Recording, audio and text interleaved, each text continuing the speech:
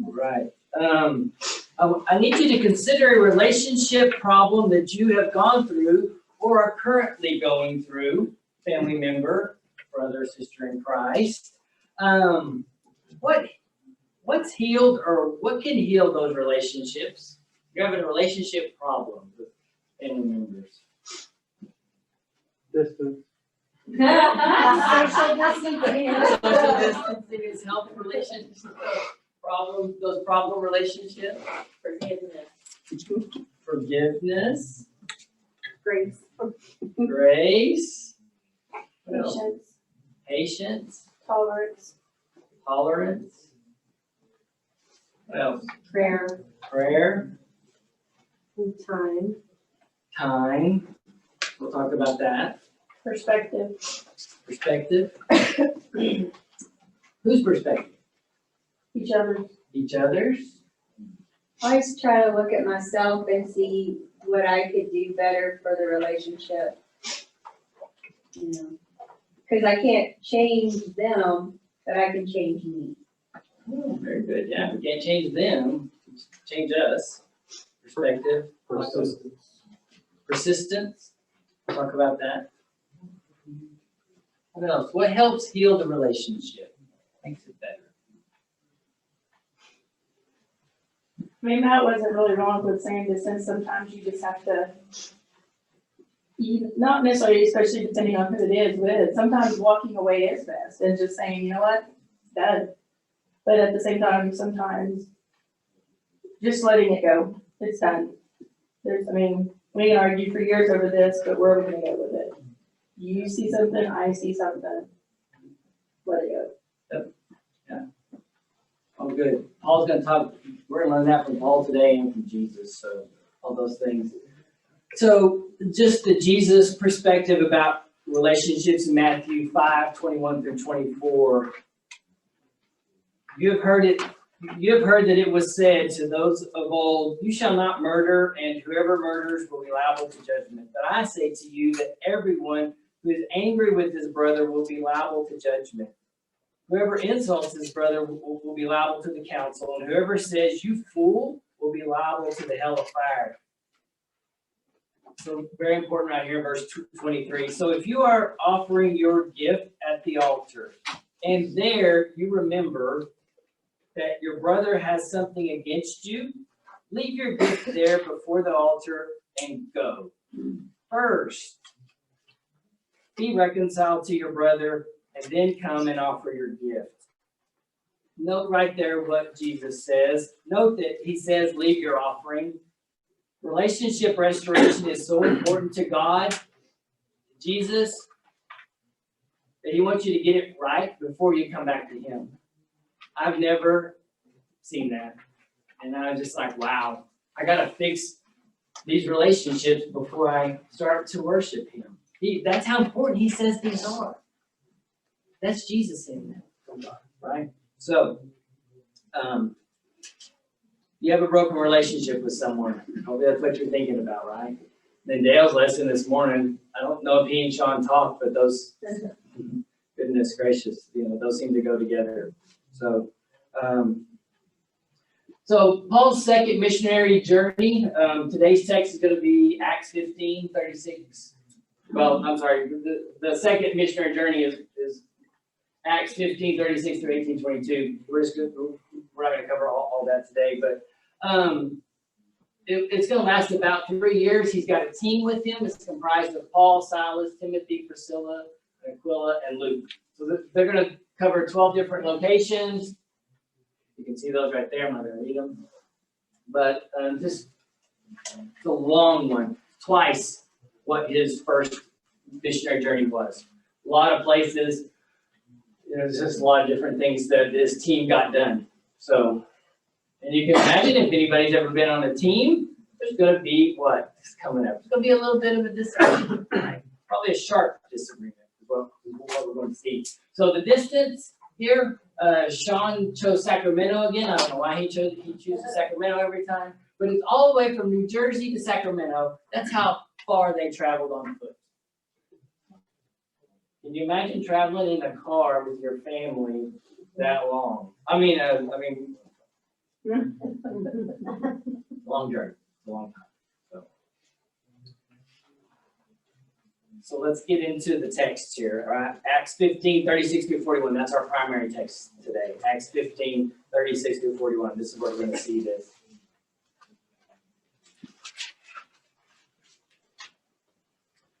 And after some days, Paul said to Barnabas, "Let us return and visit the brothers in every city where we proclaim the word of the Lord and see how they are." Now Barnabas wanted to take with them John called Mark. John Mark.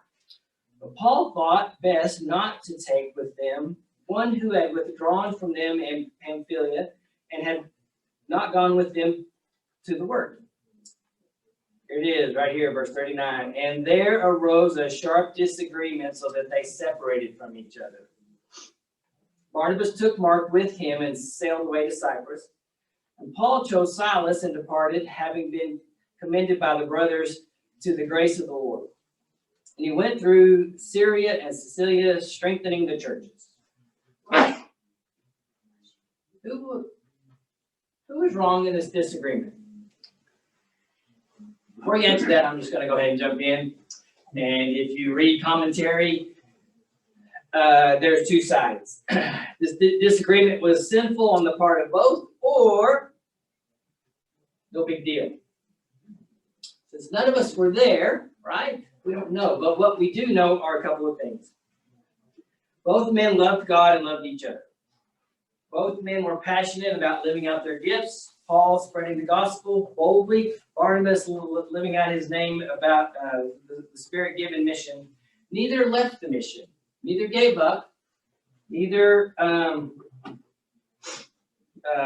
quit. They didn't have.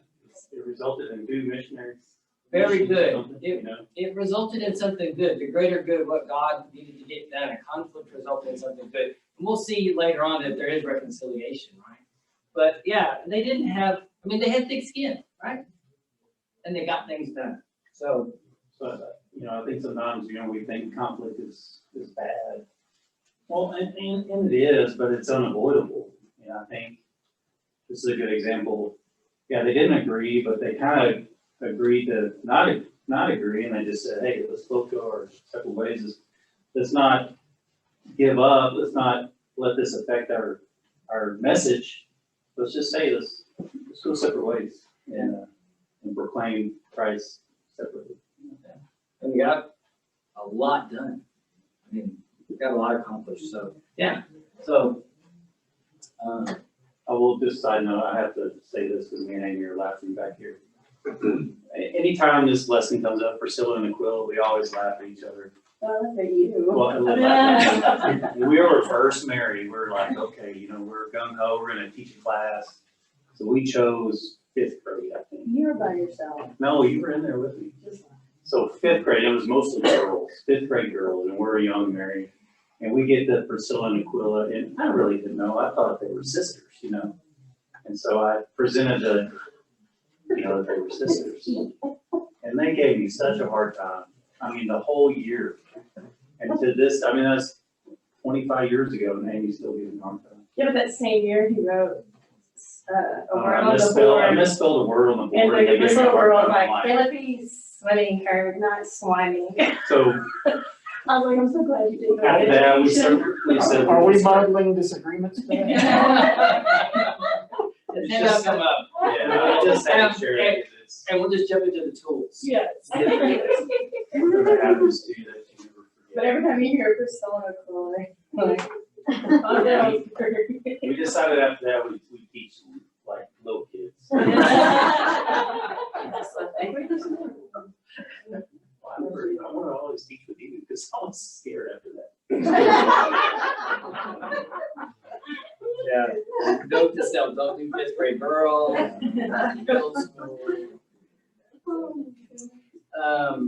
Yeah, so just in Acts 15, 36 to 41, Barnabas took Mark with him and sailed away. Cyprus, but Paul chose Silas and departed and went through there. Right, they got going, right? So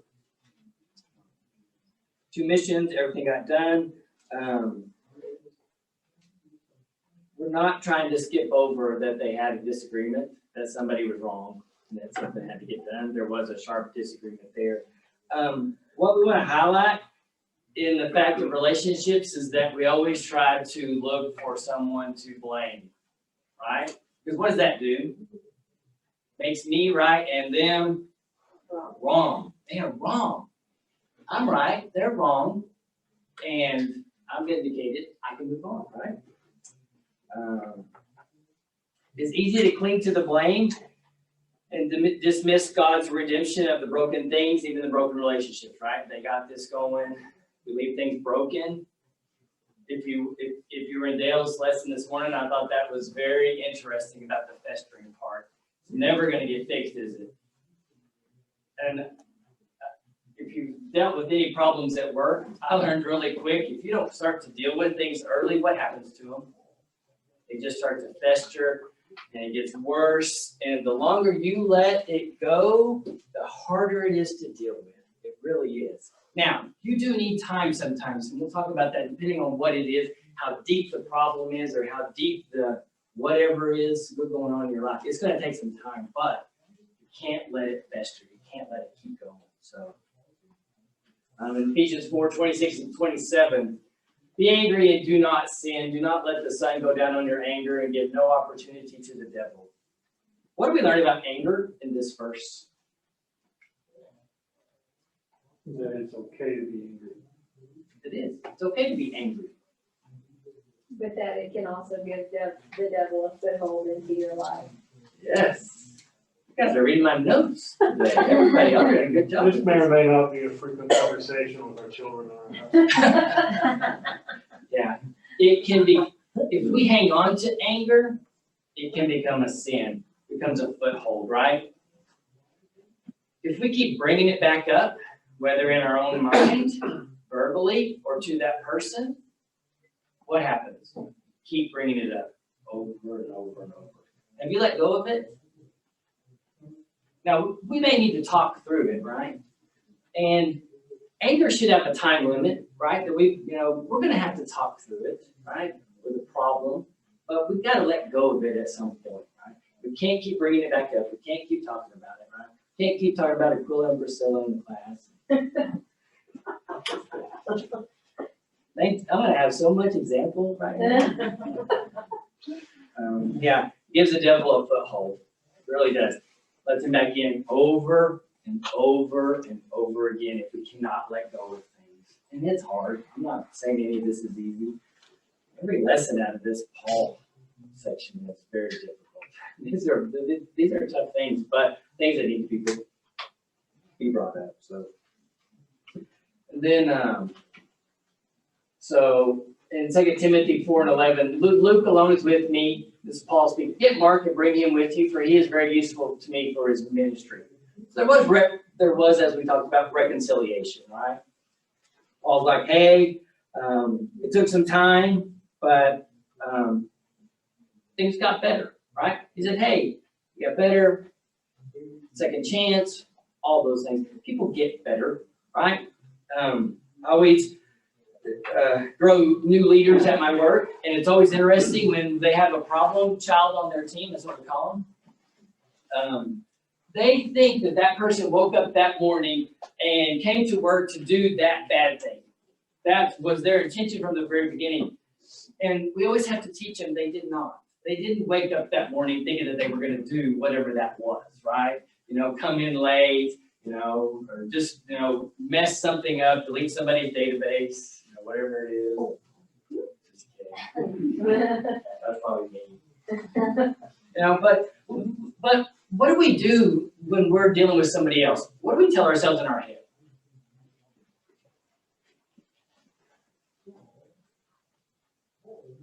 I don't know, I always like to try to give people the benefit of the doubt, and I kind of think maybe that's what Barnabas was doing with Mark, giving him the benefit of the doubt, because he was such an encourager, and he was like, this guy's a good guy, really, let's give him another chance, but. Yeah, and we need to do that more often, right? All right. I think this is just me, not y'all, but I think in my mind, when I see somebody do something dumb, I just think they're an idiot. But then no, I mean, you know, and then you use discernment, you don't treat it from that, but you think, what in the world, you know? But, you know, about 20 years ago, the church we went to before Greenlawn, there's a preacher there, and he says, you know, whenever you point your finger at somebody, remember you got 3 fingers pointing back at you. I'm like, wow. So, whenever I get upset, I don't point fingers. I get upset still, but I don't point fingers. It's hard to drive in Lubbock without calling people idiots. I was thinking about your mind, you first think, what in the world are you thinking? Yeah. We tend towards the negative with people, right? They did this on purpose. They did whatever it was, right? It just happens, right? Yeah, maybe they are wrong, but I don't know about y'all, but I find myself giving less and less grace these days. Just the stress. We'll talk about the reasons why those things happen, all of it, you know, and some tools and those things. We just don't tend to give grace as much as we used to. And it's just hard. And all of this is counter to our culture, right? And to our world. This is so different. And, you know, for them to understand, why would you forgive someone, you know? At work, somebody called me something really ugly one time, and I just got through it. And, you know, after calling them, but, you know, I got through it. But it's hard, right? But I forgive them. I've had a lot of people come to me, how did you do that? Why did you do that? And I'm like, that's what I do, and I got to move forward. And you just got to move through it. So. Well, like Daryl's, his lessons about dealing with root causes, right? That's what you see a lot of times, like you said, people aren't doing that on purpose usually. There's something going on, and everybody's got something going on with them. Either something happened that morning, or you know, or just going through something difficult, whatever, and it comes out, you know, at work sometimes, or in relationships, right? So, yeah, just I always think somebody's not doing it on purpose. They just got something else going on. So I wonder what else is going on. We're just not good communicators. We're just not good communicators anymore, right? You know, that's the first question I always ask, you know, when they come to me. I need to put this person on a performance change agreement, you know, and I'm like, have you talked to them? You figure out what's going on? And man, 9 times out of 10, you find out my kid at school is having all these issues, and it's just, but they won't communicate those things until we ask the question. Until we get with them and start to ask those questions, right? We got to ask, I'm having issues with my spouse. I have a medical condition. So many people will not tell us about their medical condition.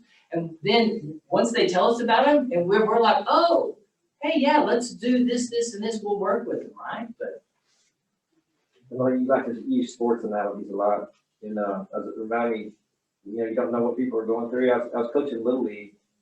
You know, Peyton, our son, was probably 11, 12 years old, and we had a kid on our team that was very good athlete, big, tall kid, you know, first kid picked in the draft or whatever, and I put him back there at catcher because we, you know, our catcher wasn't able to do it. So I put him back there because he, you know, he's very athletic, you know, and pretty skilled, and put him back there, and I told him what to do, and I kept telling him, and he kept doing the opposite of what I was telling him. And I had to, you know, raise my voice a little bit to him, and got on to him. I'm like, what are you thinking? What are you doing? You know? Well, after the game, his parents never told me that he had ADD. I didn't know. You know, I mean, I wish they'd told me that, and I'd understood that he had a problem understanding and doing what I was asking him to do, which seems so easy. But I thought he was being disrespectful to me. But if I'd have known, then you know, so like you said, if we know, or maybe we should assume that if somebody, maybe they are facing battles like Dale said this morning, you know, we don't know what kind of battles people are going through, or what kind of maybe mental condition they have, or what kind of day they had this morning or the day before, or what they're dealing with at home. And man, I just felt so small when I knew that. I felt so bad that I was getting upset because I thought he was getting a little too, you know. And you know, again, he really could not focus. He didn't take his medicine. Oh, okay, and that's all my fault. take your medicine before I put you in catcher. I mean, he didn't play catcher anymore. One thing too is we need to be careful about judging somebody according to one event or point in their life. Even Jesus, when he was standing or sitting before Simon, and the lady came and was crying at his feet, Simon could only see her for who she was, but Jesus could see her for who she could be. And I think Barnabas had that gift, that he could see who Mark could be. And Paul focused more on his past and a failure at one point in time. And so I would give Barnabas a little more kudos if I had to on that account. And which is crazy that Paul focused on the past. I was gonna say, That's kind of ironic, you I'm know. sure people never gave Paul the benefit of the doubt, because of his past. And so here he is not. Yeah, how ironic for Paul, right? Yeah, like that, this dude failed one time, didn't go into this house with, door knocking with us, and, we're done with him. So, it's like, oh, man. Once a quitter, always a Yeah, quitter. he's a quitter. I was just gonna bring up too, Amy does such a good job at her, at teaching with kids that are in trouble, they're troublemakers. Well, Amy is good at, because she built a relationship with them, and she finds out it's usually something that they're going, they have a terrible past or something. And it doesn't excuse them for the behavior, she still expects good from them, but because there's a relationship, there's usually so it's all the communicating relationship, and it doesn't excuse to keep acting like this, but when there's a relationship, it's so much easier to. You know what's going on. Shelley has that gift, and she gets put over on the east side more often than not. The east side keeps pulling her back over to that side. And the kids over there, they seek that discipline too. They want that. Now, at first they don't, because they're like, she had to pull a kid out of PE, and he's like, but then he said, well, and then what did he tell you? It's like you're fighting and I'm learning from you. Yeah. And can we go longer? And so yeah. Once we build relationships, once we Stephen Covey, once we seek first to understand the other person, right? If we'll go into every conversation, every thought of that, man, it changes everything, right? If we're going in thinking about what we're going to say during this argument and what I got to get out of this, and I doesn't work, right? But if we seek first to listen and understand, it really changes the perspective. Revelation says that Satan stands before God and accuses the saints day and night. And if you just sit there and think about that scene, and so contemplation is so important in all this, because we just don't want to be a part of the devil's business. And when we're doing that, we are carrying out his bidding by accusing. And I just don't want to be a part of his. If we're part of his bidding, then we're not a part of God's bidding. All the good things God put in us to do, we're not doing those things, right? We're off doing that way. Yeah, we think we're doing a good thing, and we're off doing what the devil wants us to do. Create those things, right? So, fun facts about life: conflict is inevitable. Short of being a hermit, you will rub someone the wrong way. Maybe it's an office worker and you like to play Spanish music, before they come in every morning. Those were good times. Those were good. But you're right, you're gonna rub someone the wrong way. Something's gonna happen. You're gonna pop off in a meeting. You're just gonna accuse someone. Yeah, I'm the worst at telling myself 10 times before I go into a meeting with another department that they are evil and trying to steal my budget, right? And I told myself that so many times in my head before I even got in there. Sometimes it becomes self-fulfilling. I gotta stop that. I can't tell myself that, based on one event or one thing or whatever this person did, that they're coming in here to do whatever it is. I've got to seek to understand that other person first. So,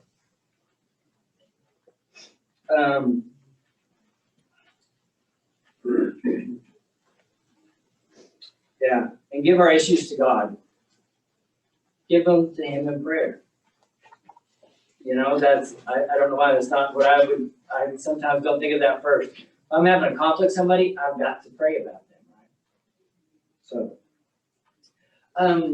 Sean is recommending this book called The Peacemaker. So I've not read it, but I'm going to, but I've ordered it. I want to read it. He just talked about this book a lot. So this Peacemaker book, and it's got what he calls the 4 G's. So we're just going to go over those really quick. So this is just a quick way to deal with conflict. Glorify God in 1 Corinthians 10:31. So whether you eat or drink or, look at the underlined word there, whatever you do, do all to the glory of God. So if all of our conflicts need to turn out to all to the glory of God, right? Everything we do, all to the glory of God. Everything. The second one, get the log out of your eye. So Matthew 7:5. You hypocrite. First take the log out of your own eye, and then you will see clearly to take the speck out of your brother's eye, right? So make sure we're taking care of doing self-examination about what's wrong with our life. We can get those things going in the right direction. The third G, go and be reconciled. Matthew 5:24. Leave your gift there before the altar and go. First be reconciled to your brother and then come and offer your gift. We talked about that earlier, right? But the reconciliation piece is very important there, right? If you think about God, He's given us grace, and He still has a relationship with us. I never thought about this. If we give grace to somebody else, but we don't want to be around them anymore, is that going to work? Man, that's a hard one. I'll tell you, that's a hard one for me. Because I'm struggling with that with some people. So I got to get over that, right? It's going to take some time, but there's still going to be a relationship there. I still got to be around them. If God's doing that for me, I can't not do that for my brothers or sisters. That was a hard one. The fourth one, gently restore. Galatians 6:1, brothers, if anyone is caught in any transgression, you who are spiritual should restore him in a spirit of gentleness. Keep watch on yourself, lest you too be tempted. So be gentle in your approach. Again, going in, seeking to understand. Checking on them, see what's going on, building a relationship, all those things. There's our 4 G's, just to review. Glorify God, get the log out of your eye, go and be reconciled, and then gently restore. So Sean's really good to give us tools. So here's his quote of the week. A grudge is to dusk as forgiveness is to dawn. What does that mean? Look like an SAT? Yes, analogy, yeah. Darkness. It's the end and beginning. Yeah. As soon as we let go of the grudge, forgiveness, the dawn, right? The sun's coming up, the light, all those things kind of happen. So that's good. Just jumping into one more this problem-solving formula from Philippians 4:2 verse 7. I'm not going to say some of these names right, so. I entreat Yodia, and I entreat that name to agree in the Lord. Yes, I ask you also, true companion, help these women who have labored side by side with me in the gospel together with Clement and the rest of my fellow workers whose names are in the book of life. Rejoice in the Lord always. Again, I will say, rejoice. Let your reasonableness be known to everyone. The Lord is at hand. Do not be anxious about anything, but in everything by prayer, supplication, with thanksgiving, let your requests be made known to God. And the peace of God, we talked about seeking peace, right? Which surpasses all understanding, will guard your hearts and your minds in Christ Jesus.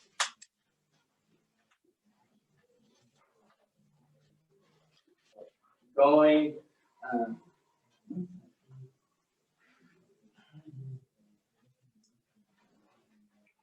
working through the problems. Most relational struggles are complex. So a lot of these things we might probably surface level, some of these early ones. I know some people, if you've got some complex ones, put a big asterisk by all this to say that there's history between the two parties. There's often former wounds that are being pressed on, causing pain. There's inward desire to win, among other things, making conflicts, making it very difficult. Some conflicts are unintentional and momentary, but making them much easier to work through. However, some conflicts are deep and intentional, will take time. We talked about that. Don't think you're just gonna go have one conversation, depending on the depth of it, and it's gonna get fixed. Okay, so there are family issues, problems that can occur. But this is that part here that Sean talks about. Forgiveness is like peeling an onion. You peel away a layer and it makes you cry. Then you peel another layer and cry some more, but if you keep peeling and crying, eventually the onion's all gone. So just keep working at it when the time is right. This has nothing to do with Shrek. Layers.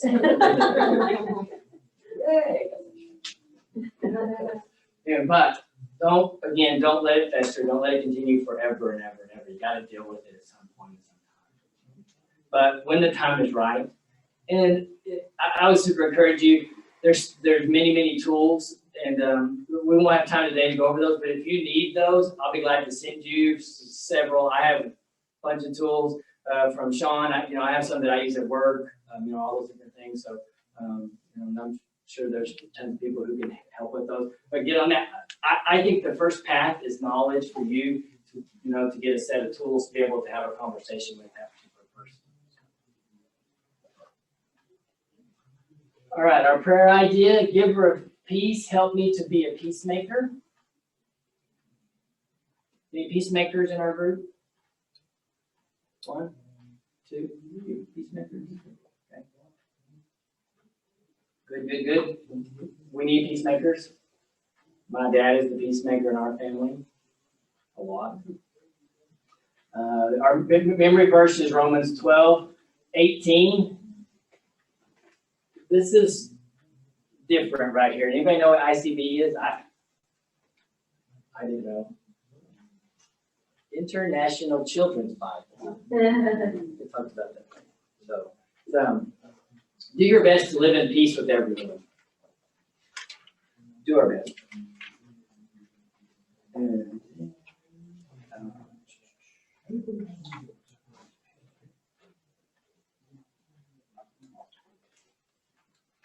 Meditation for the week. What conflicts in my life need to be resolved? So hopefully you've been thinking about that. What conflicts in your life need to be resolved? Do I need to make a phone call? Do I need to learn some tools to have a conversation with them? Then set up a meeting. I need to stop letting it fester. I need to stop talking about it. If it's time to let it go, I need to let it go, and I need to stop talking about it. I need to figure out a way to make it work, right? How can I begin to pursue healing and reconciliation in that conflict? And then the challenge, right? How can I begin to pursue healing and reconciliation in that conflict?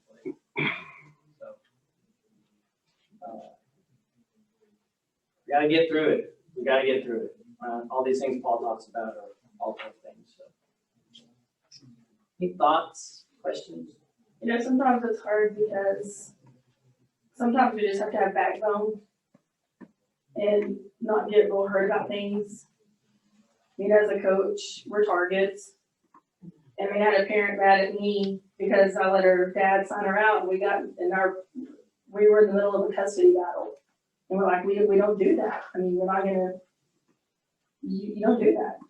Until we have a court document that says she can't ride with dad, you can be mad all you want. She was firing at me, sending me texts, sending me this or that.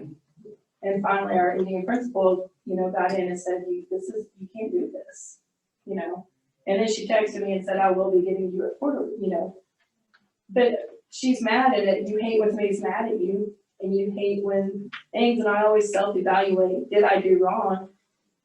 When you don't do wrong, you can't, you just have to let her be mad. I'm not meeting with her, I'm not talking to her. I'm not sorry for letting her go with her dad. We just have to have backbone, and I was a target for her. So sometimes you just have to deal. We're gonna get attacked, somebody's gonna say something ugly about you. Somebody's gonna point out, and we all make mistakes. And some people love to point those out. They just love to point out mistakes of things and, or it's just their habits, Here I go again, saying they love to do that. This person didn't come to this meeting to love to show that Bryan misspelled the word on a slide, or he didn't put his numbers, or whatever the problem is, right? But they just attack us, got some thorn in their life. And isn't it interesting when somebody has a thorn in their life that they love to make other people just as miserable? And until that thorn gets removed, they're just lashing out, or they're not communicating, or they're selfishly doing whatever it is. All right. Remind me of the Beatitudes, that, blessed are the peacemakers, for they will be called children of God. And following, it says, blessed are those that are persecuted because of righteousness, and blessed are when people, insult you. And basically, when you read that, for me, it's almost like we should expect there to be issues. I mean, don't be surprised whenever we are dealt with certain things. I mean, if we're like one of your favorite words is intentional. Okay, if we're intentional and not that we're looking for things bad to happen, but that we're not surprised when they do, so that we're better equipped to know that we are peacemakers because we are children of God. I mean, we have to respond differently. Doesn't mean it's easier. Doesn't mean we're gonna mess up. We're still going to, but it's almost like it's inevitable. We are going to have conflict and strife and persecutions, and you fill in the blank when it comes to issues. We're going to have those, but if we're equipped and we are prepared and we expect it, how much easier is it for us to be able to handle it or be in a situation? Yep. I remember when the light came on that when I went into work and expected a customer to call and chew me out, my job has totally changed. That don't happen as much, because I chew out the people below me. But, just kidding. No, but I mean, I was better equipped, right? So I wish we had 30, 45 more minutes to go through all the tools that are out there on how to deal with these. Because once I learned the tools, I don't mind dealing with, the city managers, the city finance officers, the chief financial officers. I can deal with all those people now. The lawyers, all those different things, right? If we're prepared, we just know it's going to happen. We know we're going to have conflict with our brother or sister. Things do change, right? And if we get the right tools, we have the right heart, the right mind. We just got to get there, right? It's hard to think about that every single day. I got to wake up and be ready for conflict. Got to be ready. But I may be twisted, I don't know, but I think the relationships that we do have conflict with sometimes are our stronger relationships. Because I want friends that will hold me accountable. I want a friend that's willing to say, hey, I think, you shouldn't have done, you messed up.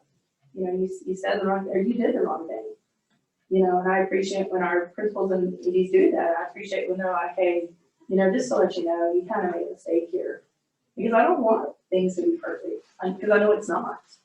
Yeah. So if I have a friend that I can argue with and move on and get past that and love them even more, because then they feel like family. Yeah. If somebody can pull us to the side and grow us versus, then somebody can call us out. We do have better relationships with. I remember calling out a very high-ranking person in our company that was stealing people from my department all the time. And we got into it pretty good. But after we kind of got calmed down and got back to where we were, when he left, he sent me the longest email saying, he goes, I have more respect for you than anybody else in the company because you were willing to call me out on things. I didn't do it the right way the first time. But after that, we did have really good discussions, right? I had to learn. He said, hey, Bryan, you didn't really approach that the right way, but you could have done better. But you're right. Sometimes we have better relationships when we get the root cause of things fixed. I'll just tell you, it's painful sometimes to get to the root cause. It's very painful. We're all going to learn our skills from him. I'm not the peacemaker. I keep peace, but I'm not the peacemaker. Any other thoughts, comments? All right, so another challenging week, right, to figure out the relationships and what we need to do to take those first steps to start to heal those. Is everybody ready to do that this week? Just raise your hand if you're ready. I got 3, 4, 5, 6. All right, thanks. Have a good week, and we'll see you next week for Paul's next giant challenge.